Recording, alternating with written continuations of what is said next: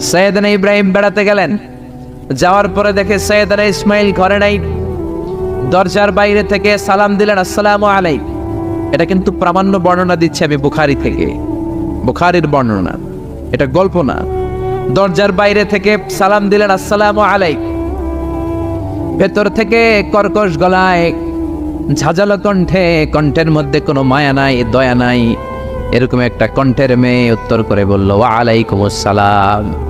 সৈয়দনা ইব্রাহিম জিজ্ঞেস করলো, কাইফা হালুকিয়া উম্মি, ও মা তুমি কেমন আছো? মেয়ে কয়, বেশি ভালো না। সংসার কেমন চলে? সুবিধার না? খাওয়া দাওয়া ঠিক মতো হয়নি না? কিচ্ছু হয় না? আমনে কেডা? সৈয়দনা ইব্রাহিম বলে, আমি কে তোমার জানার দরকার নাই। ইদা জা যাওজুকি মিনাল গাবা, স্বামী যখন তোমার বন থেকে শিকার করে ফিরবে, ফাকরাই আলাইহিস সালাম, তোমার স্বামীরে আমার পক্ষ থেকে একটা সালাম দিবা। ও মুরিহিয়া ইয়াগাইরা আতাবাতা বাবিহি, বলবা ঘরের দরজার চৌকাঠটা যেন পাল্টে ফেলে। সৈয়দনা ইব্রাহিম চলে গেলেন। বিকেলবেলা জঙ্গল থেকে শিকার করে সৈয়দনা ইসমাইল ঘরে ফিরলেন। ঘরে ফেরার পর বিবি বলে, একটা বুড়া আইছিল। বুড়া কে আইছিল? সৈয়দনা ইসমাইল বলে, বুড়া? বুড়া মানুষ আবার আমার ঘরে আসবে কেন? কেন আসছে? আপনারে সালাম দিছে, ওয়ালাইকুম আসসালাম। আর কি বলছে? বলেছে আপনি যেন ঘরের দরজার চৌকাঠ পাল্টে ফেলেন। ওমিয়া, চোর বোঝে চোরের সিগন্যাল, পুলিশ বোঝে পুলিশের সিগন্যাল, নবী বোঝে নবীর সিগন্যাল, ঠিক কিনা? সৈয়দনা ইসমাইল তো বুঝে ফেললেন, কিরে ঘরের দরজার চৌকাঠ পাল্টে ফেলো, এরকম রূপক কথা, মেটাফরিক্যাল ইঙ্গিত দুনিয়ার সাধারণ মানুষ দিতে পারে না। চিৎকার দিয়ে বিবিরে বললেন, ও কপাল পুড়ি, তুই কি করলি? নিজের কপাল পুড়লি, নিজের কপালে নিজে কোরাল দিলি। যেই লোকটারে বুড়া বুড়া বলে সম্বোধন করলি, ওই লোকটার কেউ নয়, আমার জন্মদাতা পিতা, এই জামানার সবচেয়ে বড় পয়গম্বর ইব্রাহিম খলিল। আমার বাবা যে সিগন্যাল দিয়েছে, এটা তো গ্রিন সিগন্যাল না, এটা রেড সিগন্যাল। বাবা বলেছে তোরে তালাক দিতে, গেট আউট, গেট আউট। তালাক দিয়ে দিলাম তোরে, যা ভাগ। বউ শেষ, নতুন বিয়ে করলো, নতুন সুখের সংসার। 3 বছর পর সৈয়দনা ইব্রাহিম আবার ছেলের বাড়িতে বেড়াতে আসলেন। আজকেও সৈয়দনা ইসমাইল ঘরে নাই। সৈয়দনা ইব্রাহিম আজকে সালাম দিলেন, আসসালামু আলাইকুম। সৈয়দনা ইব্রাহিম সালাম দিলেন। আজকে ঘরের ভেতর থেকে জাদুমাখা কণ্ঠে, মধুমাখা কণ্ঠে, সুরেলা কণ্ঠে একটা মেয়ে বলল, ওয়া আলাইকুম আসসালাম। সৈয়দনা ইব্রাহিম বললেন, কাইফা হালুকি ইয়া উম্মি, মা কেমন আছো? মেয়েটা বলে, আলহামদুলিল্লাহ আলা কুল্লি হাল, সব সময় আলহামদুলিল্লাহ। সব সময় কি? তোমাদের জীবন যাপন কেমন চলে? খুব ভালো চলে। তোমার স্বামী কই? বনে গিয়েছে। এবার মেয়েটা বলে, আপনি কে? সৈয়দনা ইব্রাহিম বলে, আমার পরিচয় দেব না। মেয়েটা বলে, আপনার পরিচয় না দিল আপনার সাথে কথা বলবো না। আমরা স্বামী স্ত্রী 2 জন থাকি মরুভূমির মাঝখানে, আমাদের খোঁজ খবর নেওয়ার কেউ নাই। আপনি কে এরকম দিল দরিয়ার একজন মুরব্বী আমাদের খোঁজ নিতে আসলেন? আপনার পরিচয়টা আপনি বলেন। সৈয়দনা ইব্রাহিম তার পরিচয় দেয় না। মেয়ে বলে, পরিচয় না দিলে আমি কথাও কই না। বাধ্য হয়ে ঘরের ভেতরে ঢুকলেন। জোর করে মেয়েটা সৈয়দনা ইব্রাহিমকে ঘরে ঢুকালেন। রুটি বানিয়ে খাওয়ালেন, গোশত খাওয়ালেন, খেজুর খাওয়ালেন, শরবত খাওয়ালেন। ও মিয়া, আগেরটাও মাইয়া, এইটাও পার্থক্য আছে না নাই? মেয়েটা বলে, আমার জন্য দোয়া করেন। সৈয়দনা ইব্রাহিম চোখের পানি ছেড়ে দোয়া করে দিলেন, মেয়েটার মাথায় হাত বুলিয়ে দিলেন, আর বললেন, ইদা জা যাওজুকি মিনাল গাবা, তোমার স্বামী যখন বন থেকে আসবে, ফাকরাই আলাইহিস সালাম, তোমার স্বামীর আমার পক্ষ থেকে সালাম দিবা। ওয়া মুরিহিয়া ইউসবিতা আতাবাতা বাবিহি, আর বলবা আমি বলছি ঘরের দরজার নতুন চৌকাঠ যেন জীবনেও না পাল্টায়। ঘরের দরজার এই নতুন চৌকাঠটা যেন কোনোদিন। সৈয়দনা ইসমাইল ফিরে আসলেন। আসার পরে বিবি বলে, একজন মুরব্বী এসেছিল, নুরানি চেহারার একজন মুরব্বী। মুরব্বী শুইনা সৈয়দনা ইসমাইল তো ভয় পেয়ে গেছেন, লাফ দিয়ে উঠছে, কি মুরব্বী, কেমন আচরণ করেছিলি বল? কারণ আগের একটা তিক্ত অভিজ্ঞতা আছে না নাই? ভাবছে আজকেও কোনো গন্ডগোল হইল নাকি। বিবি বলে, না, আপনি রাখবেন না, আপনি চিন্তিত হবেন না, আমি অনেক আপ্যায়ন করেছি, অনেক সাদর সম্ভাষণ দিয়েছি। উনিও আমার মাথায় হাত বুলিয়ে চোখের পানি ছেড়ে ছেড়ে আমার জন্য দোয়া করেছে, আর আপনার সালাম বলেছে, আর আপনাকে বলতে বলেছে ঘরের দরজার নতুন চৌকাঠটা যেন জীবনেও কোনো দিন না পাল্টা। সৈয়দনা ইসমাইল আল্লাহু আকবার বলে চিৎকার করে উঠলেন। বিবিকে বুকে জড়িয়ে ধরলেন, বললেন, ও বিবি, তুই তো গোল্ডেন A+, তুই কি তুই তো গোল্ডেন এ প্লাস, তুই তো 100-তে 100 পাইলি, তোর কপালটা নুরানি হয়ে গেল, উজালা হয়ে গেল। যেই বয়স্ক লোকটা এসে এই কথাটা বলেছে, বয়স্ক লোকটা আর কেউ না, তোর শ্বশুর আমার বাবা ইব্রাহিম খালিল। আর যেই কথা বলেছে এই কথাটার মানে হলো তোরে যেন আমি তালাক না দেই, তোর হাতটা যে আমি ধরলাম এই হাত ধরেই যেন তোরে নিয়ে জান্নাতে ঢুকে যায়। আল্লাহু আকবার। এজন্য বাবার দোয়া, মায়ের দোয়া যার জীবনের মধ্যে আছে, তার জীবনে কোনো ভয় আছে নাকি? জোরে বলেন, কোনো ভয় আছে? এজন্য দোয়া নিবেন বাবার কাছ থেকে, মায়ের কাছ থেকে। সাইয়েদনা মুসা আলাইহিস সালাম আল্লাহরে বললেন, আল্লাহ মাইয়াকুনু জালিসি ইয়াউমাল কিয়ামা, কিয়ামতের দিন বিচারের শেষে বনি ইসরাইলের আমি বড় পয়গম্বর মুসা যখন জান্নাতে যাব, কে আমার সাথে জান্নাতি হবে? আল্লাহ বললেন, সাহিবুকা ফিল জান্নাতি জাজ্জার, তোমার সাথে জান্নাতে ঢুকবে বনি ইসরাইলের একজন কসাই। কে? কসাই। সুবহানাল্লাহ কইবেন না? একজন কসাই যাবে। মুসা আলাইহিস সালাম বললেন, কি রে, আমি এত বড় নবী, কোনো নবী যাবে না আমার সাথে, কোনো ওলি যাবে না, কোনো হাফেজে কোরআন যাবে না, কোনো আলেম যাবে না, কসাই যাবে কেন? আল্লাহ বললেন, দেখে আসো কেন যাবে কসাই। সাইয়েদনা মুসা আলাইহিস সালাম কসাইয়ের দোকানে গেলেন, দেখলেন না কসাইয়ের স্পেশাল কোনো আমল তো দেখা যায় না, খালি গোশত কোপায়। কি কোপায়? সারাদিন গোশত বিক্রির পরে বিকেলবেলা সবচেয়ে চমৎকার গোশতের একটা টুকরা নিয়ে কসাই দোকান বন্ধ করে বাড়িতে যায়। সাইয়েদনা মুসা আলাইহিস সালাম ছদ্মবেশে কসাইয়ের পেছনে পেছনে যায়। কসাই ঘরে ঢুকার পরে সাইয়েদনা মুসা আলাইহিস সালাম ঘরে নক করা শুরু করলেন।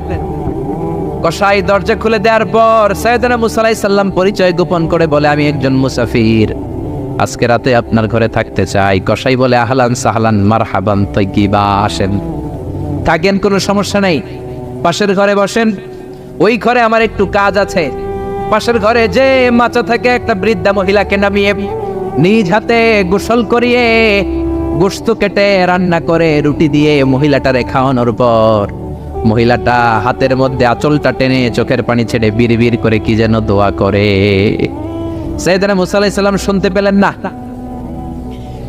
ওই মহিলাকে খাওয়ানোর পরে প্লেটের মধ্যে গোশত আর রুটি নিয়ে কসাই যেয়ে বলে, ও ভাই মুসাফির, এই নেন খাবার, রাতের খাবার খেয়ে আপনি ঘুমিয়ে যান, সকালে আপনি যাবেন আপনার পথে, আমি যাব আমার দোকানে। সাইয়েদনা মুসা আলাইহিস সালাম বলে, রাতের খাবার পরে খাবো, আগে বলো ওই মাচার মধ্যে বৃদ্ধা মহিলাটাকে। কসাই বলে, এই মহিলাটা ছাড়া এই পৃথিবীতে আমার কেউ নাই, আমি ছাড়া এই মহিলাটারও আর কেউ নাই। এই মহিলাটা ওই মহিলা যে আমারে 10 মাস পেটে ধরেছে। আল্লাহু আকবার। এই মহিলাটা আমার জনম দুঃখিনী মা, মা ছাড়া আমার কেউ নাই, আমিও ছাড়া আমার মায়ের কেউ নাই। প্রতিদিন আমি আমার মারে গোসল করাই, নিজ হাতে টাওয়াল দিয়ে গা মুছে দেই, তেল মালিশ করে দেই, গোশত রান্না করে রুটি দিয়ে খাওয়াই, আর আমার মামার জন্য দোয়া করে। সাইয়েদনা মুসা আলাইহিস সালাম বললেন, বিড়বিড় করে তোমার মা 2 হাত তুলে কি দোয়া করেছে আমারে বলো, আমি তো বুঝলাম না। কসাই বলে, আমার মা প্রতিদিন খাওয়ার পরে খুশি হয়ে যায়, প্রতিদিন খেয়ে দে খুশি হয়ে চোখের পানি ছেড়ে আমার জন্য দোয়া করতে শুরু করে। একটা পাগলা দোয়া, বিগত 20 বছর যাবত আমার আম্মা এই দোয়াটা করে। আমি জানি এই দোয়া কোনোদিনই আল্লাহর কাছে কবুল হবে না। সাইয়েদনা মুসা আলাইহিস সালাম বললেন, ও ভাই বলোই না কি দোয়া করে আমারে বলো বলো। কসাই বলে, আমার মা বলে, আল্লাহুম্মা জাআল ইবনি জালিসা মুসা ইয়াউমাল কিয়ামা। খাওয়ানোর পরে খুশি হয়ে হাত তুলে আমার মা বলে, আল্লাহ আমি আমার ছেলের খেদমতে এত খুশি, আমার ছেলের জন্য আমি হাত তুলে দোয়া করে দিলাম। শুনেছি এই জামানার বড় পয়গম্বর, বনি ইসরাইলের সবচেয়ে বড় পয়গম্বর হলো মুসা। আমার ছেলে কিয়ামতের দিন বিচার শেষে মুসা যখন জান্নাতে যাবে, আমার ছেলেরও মুসা নবীর সাথে তুমি জান্নাতে ঢুকাইয়া দিও। মুসা নবী যখন জান্নাতি হবে, আমার ছেলেরও ঢুকাই দিবা। দোয়া করতে দেরি কবুল হতে। মুসা আলাইহিস সালাম বললেন, ঘটনা তো এইখানে, কানেকশনটা তো এই জায়গায়। এই কসাই তো এমনি এমনি আমার সাথী হবে না, এটা মায়ের দোয়ার বরকত, চিল্লা এখন ঠিক কি না? এই জন্য প্রিয় ভাইয়েরা, মায়ের দোয়া ছাড়া, বাবার দোয়া ছাড়া পৃথিবীর কেউ আল্লাহর ওলি হতে পারে না, পৃথিবীর কেউ ভালো মানুষ হতে পারে না, সফল হতে পারে না, ক্যারিয়ার সুন্দর করতে পারে না, নেতা হতে পারে না, ব্যবসায়ী হতে পারে না। জীবনে যারাই সফল, তাদের সফলতার পেছনে মা বাবার দোয়া ছাড়া নাই। বিশ্বনবী মা বাবার আদর পান নাই, জন্মের আগে বাবারে হারালেন, 6 বছর বয়সে মারে হারালেন। মা বাবা ছাড়া ইয়তীম হয়ে বিশ্বনবী বড় হলেন। প্রথমে দাদার কাছে, তারপরে চাচার কাছে ইয়তীম নবী বড় হতে লাগলেন। বিশ্বনবী যখন হুদাইবিয়ার উমরা করতে যাবেন, পথিমধ্যে বিশ্বনবীর মায়ের কবর পড়ল। জায়গাটার নাম ছিল আবওয়া। কি নাম? আবওয়া নামক জায়গায় এসে বিশ্বনবী আল্লাহর কাছে ফরিয়াদ করলেন, আল্লাহ, আমি আমার মায়ের কবর জিয়ারত করতে চাই, অনুমতি দেন। বিশ্বনবীর মায়ের নাম কি? তোরা দেখে যা আমিনা মায়ের কোলে, মধু পূর্ণিমারি শেথা চাঁদ দোলে, যেন উষার কোলে রাঙা রবি দোলে। তোরা দেখে যা আমিনা মায়ের কোলে, কুল মখলুকে আজি ধ্বনি ওঠে কে লই, কালেমা শাহাদাতের বাণী ঠোঁটে কে লই, পড়ে দুরুদ ফেরেশতা বেহেশতের দুয়ার খোলে। তোরা দেখে যা আমিনা মায়ের কোলে, তোরা দেখে যা আমিনা মায়ের কোলে। চিল্লায় পড়েন আল্লাহু আকবার। বিশ্বনবী মায়ের কবরের সামনে যখন দাঁড়ালেন, 1400 সাহাবাকে নিয়ে প্রত্যেকের গায়ে একটা ইজার, একটা রিদা উমরা করবেন। বিশ্বনবী 1400 সাহাবীদের দিকে তাকিয়ে বললেন, ও সাহাবারা, এই যে সামনে পাহাড়ের ছোট্ট টিলাটা দেখতে পাও, এইখানে আমার মা আমেনার কবর। আল্লাহ আমাকে আমার মায়ের কবর জিয়ারতের অনুমতি দিয়েছে, আমি জিয়ারত করব। কিন্তু খবরদার, খবরদার, তোমরা কেউ কান্নাকাটি করতে পারবা না। 1400 সাহাবীকে কান্না করতে নিষেধ করে নিজের মায়ের কবরের সামনে দাঁড়িয়ে বিশ্বনবী ছোট্ট বাচ্চার মতো হাউমাউ করে কান্না শুরু করে দিলেন। বিশ্বনবীর চোখের পানি দেখে 1400 সাহাবা কান্না শুরু করে দিল। বিশ্বনবী সাহাবীদের দিকে মুখ ফিরিয়ে বলে, ও সাহাবারা, কাঁদো কেন? তোমাদেরকে না বললাম তোমরা কেঁদো না? সাহাবারা বলল, নবী, আপনাকে আমরা আমাদের কলিজার চাইতে বেশি ভালোবাসি। আপনারা যখন আমরা কান্না করতে দেখি, আমাদের দুটি চোখ আমরা আর শুকনা রাখতে পারি না। আপনি কাঁদেন তাই আমরাও কাঁদি। বিশ্বনবী বললেন, আদ্রাকাতনি রাহমাতুহা ফাবাকাইতু। আমার মা আমেনা যে আমারে ছোটবেলা আদর করেছে, সোহাগ দিয়েছে, ভালোবেসেছে, ওই আদরের কথা আমার মনে পড়েছে। আমার মা আমেনা আমারে জাইতুনের তেল মালিশ করে দিত, আমার মা আমেনা আমারে জামা পরিয়ে দিত, আমার মা আমেনা তার দুটি ঠোঁট দিয়ে এমন কোন জায়গা নাই আমার দেহে চুমু দেয় নাই। আমার মায়ের কথা আমার মনে পড়েছে, তাই আমি কেঁদেছি, তোমরা কাঁদো কেন? বিশ্বনবী নিজেও মায়ের কবরের সামনে দাঁড়িয়ে নিজেও ধৈর্য ধারণ করতে পারে নাই। এজন্য মায়ের দোয়া নেয়ার দরকার আছে। রাডাই কানা ইয়াকসিমু লাহমান ফিল জিআররানা। জিআররানা নামক জায়গার মধ্যে বিশ্বনবী কুরবানির গোশত বিতরণ করছিলেন। বিশাল লাইন, কুরবানির গোশত মাঝে মাঝে বিতরণ হয় না, লাইন ধরে লোকজন নেয় না, বিশাল বড় লাইন। এই বিশাল লম্বা লাইনে হাজার হাজার মানুষ। এই লাইনের মধ্যে থেকে একজন বৃদ্ধা মহিলাকে বিশ্বনবী আলাদা করে নিলেন। এ নিয়ে বিশ্বনবী গায়ের চাদরটা বিছিয়ে বসতে দিলেন, বড় একটা গোশতের প্যাকেট দিলেন। মহিলাটাও বিশ্বনবীর মাথায় হাত বুলিয়ে দোয়া করে দিল। চিল্লায় পড়েন সুবহানাল্লাহ। সাহাবারা বললেন, নবী, হাজার হাজার মানুষ গোশত নেওয়ার জন্য লাইন ধরেছে, কাউরে আপনি লাইন থেকে আলাদা করে নেন নাই, নিজের চাদরের উপর জীবনে কাউরে বসতে দিতে দেখি নাই। কে এই মহিলা? বিশ্বনবী বললেন, জন্মের আগে আমি বাবা হারিয়েছি, মাত্র 6 বছর বয়সে আমার মা আমেনাকেও হারিয়েছি, মায়ের দুধ আমি খেতে পারি নাই। যেই মহিলাটাকে চাদরের উপর বসতে দিলাম, এটা হলো এই বনি সাদ গোত্রের হালিমা, যার বুকের দুধ খেয়ে আমি বড় হয়েছি। হালিমাতু সাদিয়া, যার বুকের দুধ খেয়ে আজকের এই তরতাজা নবী আমি মুহাম্মদ। এজন্য মারে পায় নাই, দুধ মারে সম্মান করেছে, দুধ মার কাছ থেকে দোয়া নিয়েছে বিশ্বনবী। চিল্লায় বলেন ঠিক কিনা? এজন্য যুবক ভাইয়েরা যারা আছো, খবরদার, মা বাবার সাথে বেয়াদবি করা যাবে না। আল্লাহ বললেন, আমার 2টা ফয়সালা। 1 নাম্বার ফয়সালা ইবাদত হবে একজনের, তিনি কে? 2 নাম্বার ফয়সালা ভালো আচরণ করতে হবে মা বাবার সাথে।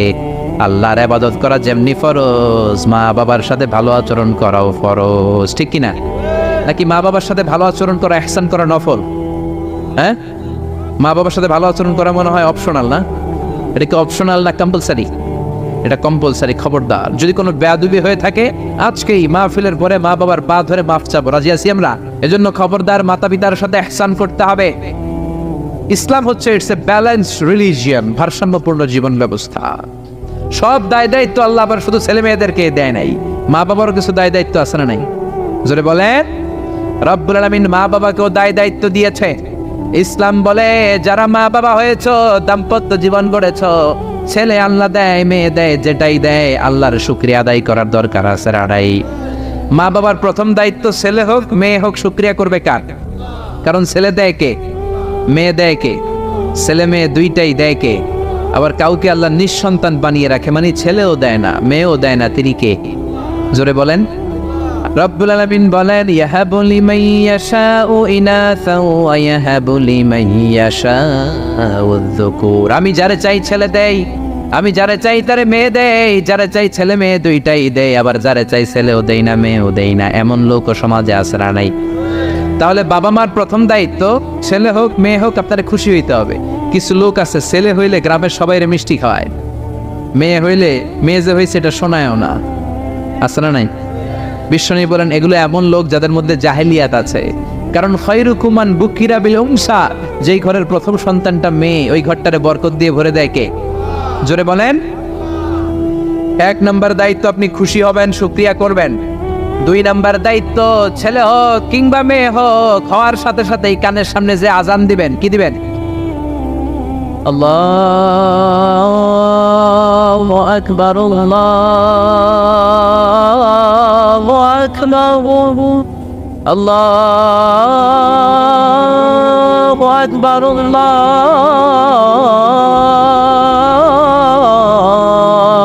আকবার, বলেন আল্লাহু আকবার। এখন ছেলে হয়েছে মেয়ে হয়েছে, আজান দেওয়ার জন্য মুয়াজ্জিন সাহেবরে টোকায়, আছে না নাই? ইমাম সাহেবরে টোকায়, আছে না নাই? বিশ্বনবীর প্রথম নাতিটার নাম ছিল হাসাইন। দুই নাতি তো, বড় জনের নাম হাসান, ছোট জনের নাম হাসান। জন্ম হওয়ার সাথে সাথে বিশ্বনবী ঘরে ঢুকে দুই কানের মধ্যে হাত লাগিয়ে হাসানের কানের সামনে দাঁড়িয়ে বিশ্বনবী নিজে আজান দিয়েছে। এই জন্য নিজের ছেলে হলে নিজে আজান দিবেন, অথবা আপনার নাতি হইলে দাদা হিসেবে আপনি আজান দিবেন, আপনার ভাতিজা ভাতিজি হয়েছে চাচা হিসেবে আপনি আজান দিবেন। ইমাম সাহেবরে টোকানোর দরকার নাই। একজন মুসলমান হিসেবে সবার ভালো করে আজান একামত জানার দরকার আছে রাডাই। তাহলে ছেলে হোক মেয়ে হোক খুশি হবেন, এটা হলো প্রথম দায়িত্ব বাবা মার। যত মায়েরা, আমার মাইকের আওয়াজ যদি আপনাদের কানে যায়, মায়েরা শোনেন, আর বাবা যারা এসেছেন মনোযোগ দিয়ে শোনেন। এক নম্বরে বাবা মার দায়িত্ব প্যারেন্টিং, এটাকে বলে parenting, how to rare up your children, কেমন করে ছেলে মেয়েদেরকে বড় করবেন, এ ব্যাপারে ইসলামে দিক নির্দেশনা আছে না নাই? এক নম্বরে ছেলে হোক মেয়ে হোক শুকরিয়া কার? দুই নম্বরে ছেলে হওয়ার সাথে সাথে মেয়ে হওয়ার সাথে সাথে আজানের দরকার আছে না নাই? তিন নম্বরে সপ্তম দিনে ছেলে হোক মেয়ে হোক আকিকা দিবেন। ছেলে হলে 2টা ছাগল, মেয়ে হলে 1টা ছাগল, সপ্তম দিনে দিবেন। কততম দিনে? অনেকে কুরবানির সাথে দেয়, কুরবানির সাথে নয়, সপ্তম দিনে দিবেন। দেখুন দিতে পারেন নাই, পরে কুরবানির সাথে বন্ধুর সময় দেন, ওটা আলাদা কথা, কিন্তু দেন নিয়ম হচ্ছে, সুন্নাহ হচ্ছে সপ্তম দিন। কততম দিন? বিশ্বনবী বললেন কুল্লু গুলামিন রাহিনাতুন বিআকিকা তুযবাহু আনহু ইয়াওমা সাবিআইহি, প্রত্যেক বাচ্চাকে আকিকা দিতে হয় তার সপ্তম দিনে। তারপরে ইউসাম্মা ফিহি, সপ্তম দিনে তার একটা নাম রাখতে হয়। তারপরে ইউহলাকু রাসুহু, তার মাথা কামিয়ে ফেলতে হয়। ছোট ছোট চুল থাকে না, নিউ বর্ন বেবি, নতুন বাচ্চার মাথায় হালকা হালকা পাতলা চুল থাকে, এগুলোকে আপনি হলক করে দিবেন, শেভ করে দিবেন। তাহলে সপ্তম দিনের 3 কাজ। এক নম্বরে আকিকা, এক নম্বরে কি? সবাই বলেন। এক নম্বরে, 2 নম্বরের নাম রাখা, 2 নম্বরে কি? কি নাম রাখবেন? Brush fire. আমি কোথায় কাটেন এক বাতিজার বাড়িতে নাকি চাচা আসছে বেড়াইতে, তো বাতিজা আপ্যায়ন করাইতেছে। চাচা কয় কতদিন পরে তোমার সাথে দেখা, তোমার ছেলে হয়েছে একটা মেয়ে হয়েছে একটা, আমি তো চিনি না, ডাক দাও না। ডাক দিছে ব্রাশ ফায়ার। চাচা মনে করছে আসল ব্রাশ ফায়ার, এটা মনে করে চাচা দিছে দৌড়।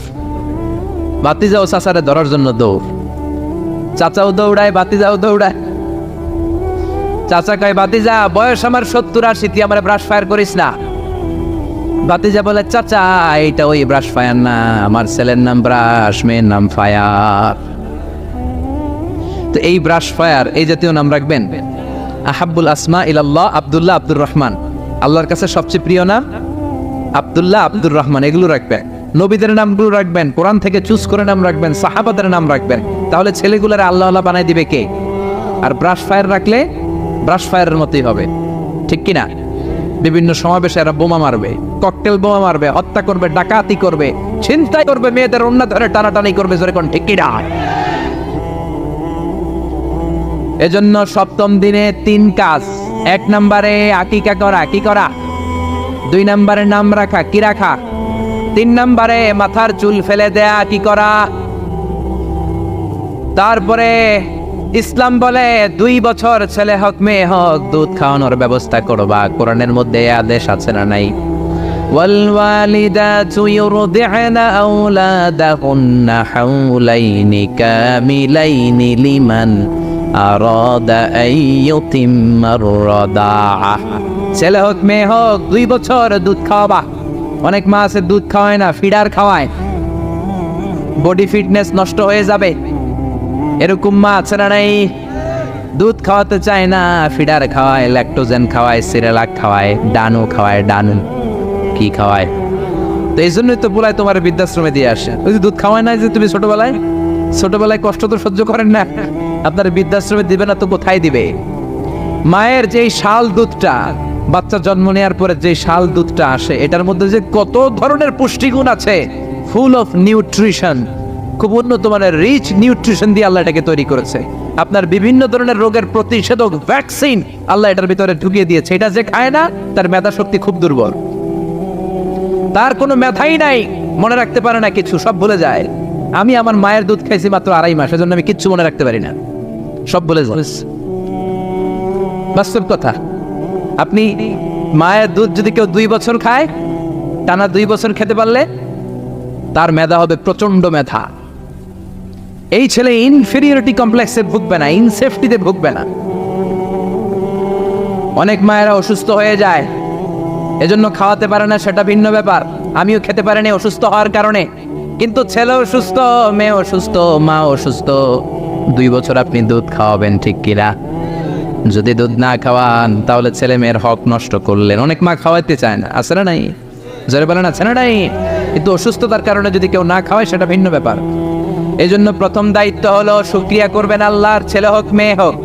এরপরে জন্ম নিলে আজান দিবেন, জন্মের 7ম দিনে আকিকা দিবেন, সুন্দর একটা নাম রাখবেন, মাথার চুল ফেলে দিবেন, তারপর 2 বছর দুধ খাওয়াবেন।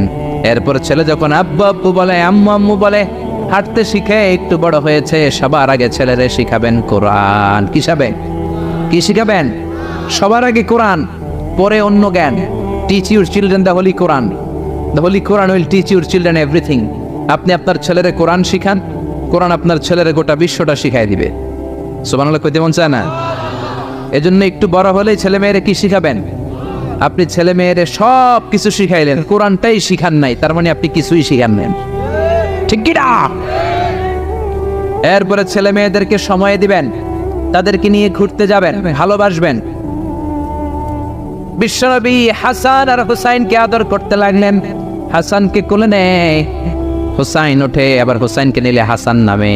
বিশ্বনবীর সামনে দাঁড়িয়ে রইল আকরা ইবনে হাবিস আত-তামিমি নামে সাহাবী। বিশ্বনবীর নানা নাতির এই আদর ভালোবাসা দেখে আকরা বলে, ও নবী, আমাকে আল্লাহ 10টা সন্তান দিয়েছে, একটা সন্তানকেও কোনোদিন আমি চুমা দেই না। বিশ্বনবী বললেন, বলো কি? মানলা ইয়ারহাম লা ইউরহাম। যে কারোর উপর দয়া দেখায় না, আল্লাহও তার উপর দয়া দেখায় না। যে কাউরে ভালোবাসে না, আল্লাহও তার ভালোবাসে না। যে ছোটদের আদর করে না, সে আল্লাহরও দয়া পায় না। চিল্লা এখন ঠিক কি না? এজন্য ছেলে মেয়েদেরকে সময় দিবেন।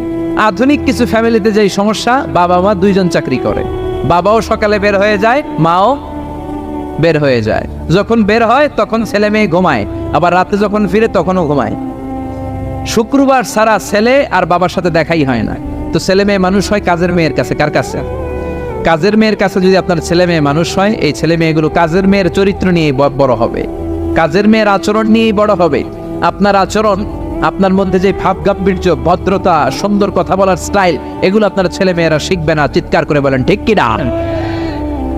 এরপর ইসলাম বলে, ছেলের বয়স যখন 7 হয়, ছেলে মেয়ে যখন 7 বছরে পৌঁছে, নামাজের আদেশ দেওয়ার দরকার আছে না নাই? মুরু সিবিয়ানাকুম বিসসালাতি ওয়া হুম সাবউ সিনিন, ছেলে মেয়ের বয়স যখন 7 নামাজের আদেশ দাও, যখন 10 ধমকায়া হলেও শাসন করে হলেও নামাজে নিবা।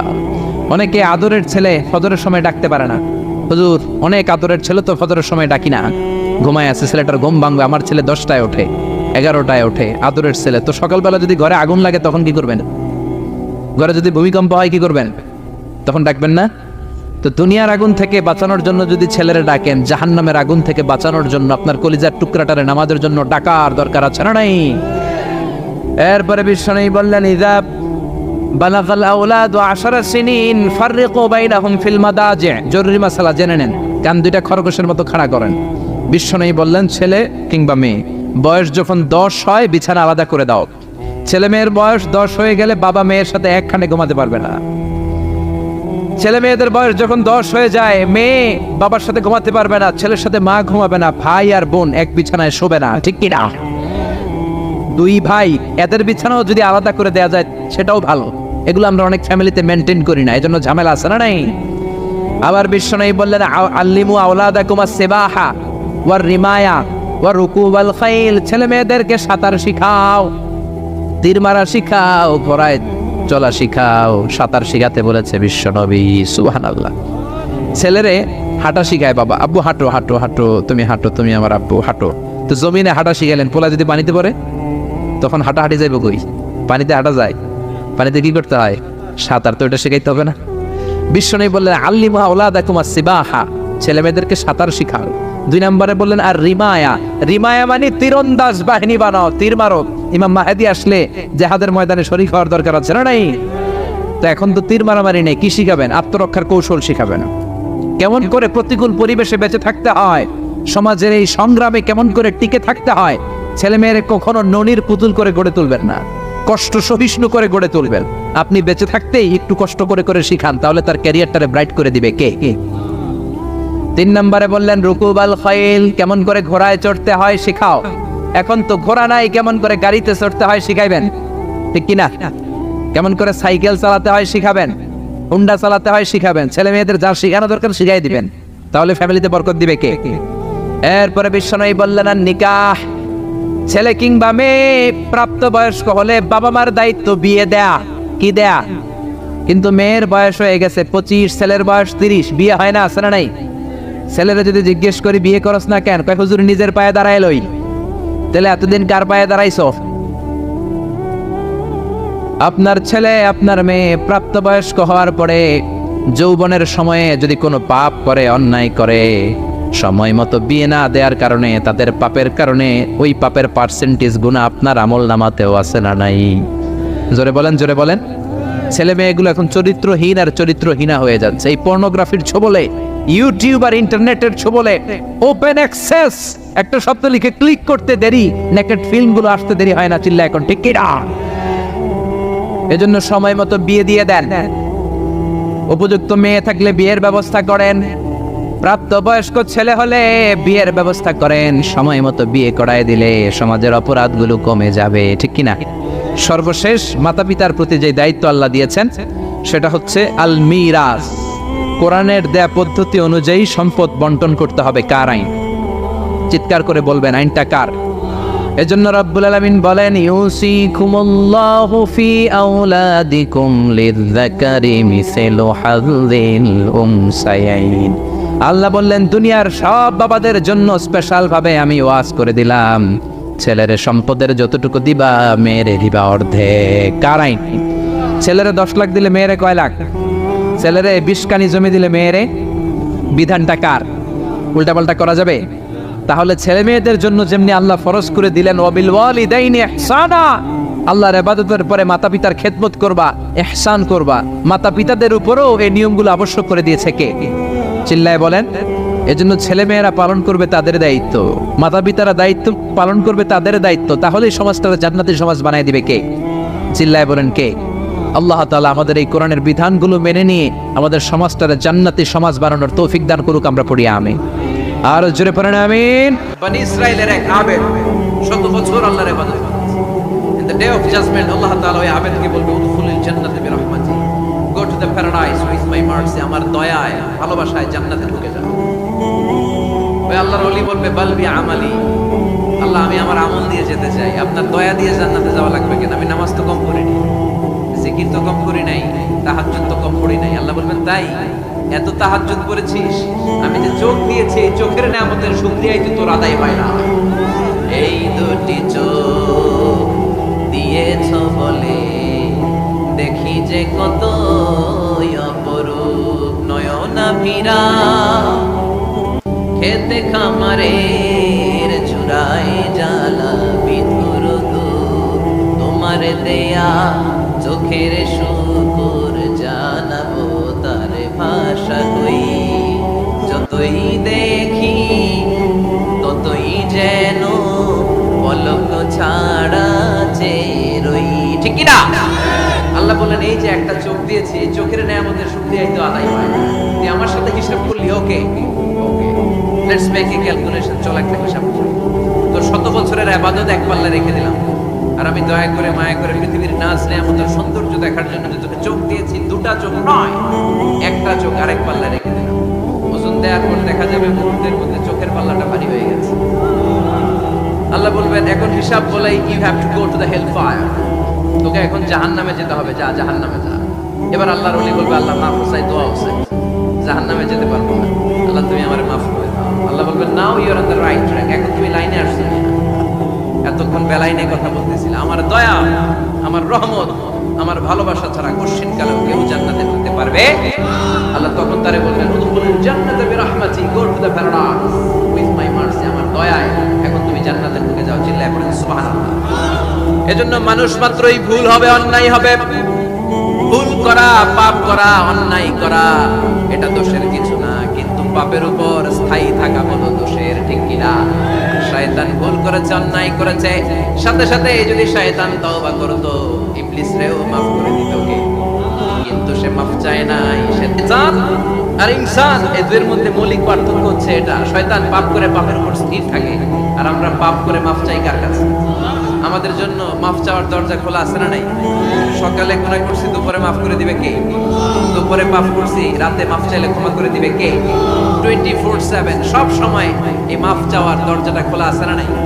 শুধুমাত্র কেবলমাত্র দুইটা সময় আল্লাহ তাআলা তওবা কবুল করেন। এক হচ্ছে বাদাল গারগারা, বাদাল গারগারা, মালাকুল মাউত যখন এসে রূহ ধরে টান দেয় তখন গলায় গড়গড় গড়গড় শব্দ হয়। মালাকুল মাউতকে দেখে ফেললে আর তওবার কোনো সুযোগ নেই। সাইয়েদনা মুসা আলাইহিস সালাম তার চাচাতো ভাই কারণকে বলেছিল সম্পদের যাকাত দাও, এই সম্পদ আল্লাহ দিয়েছে। কারণ বলে আল্লাহ দেয় না, ইন্নামা উতীতু আলা ইলমিন ইনদি, আমি আমার ইন্টেলেক্ট, আমার সৃজনশীলতা, আমার বুদ্ধিমত্তা খাটিয়ে সম্পদ উপার্জন করেছি, আমি যাকাত দিব না।